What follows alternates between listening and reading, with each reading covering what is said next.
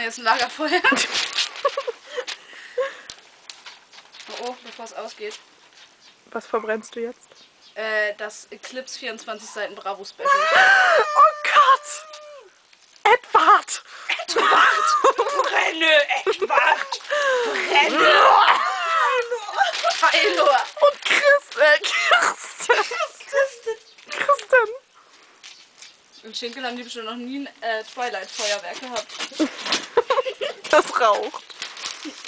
Ja, richtig so. Oh! Hey, hey, hey.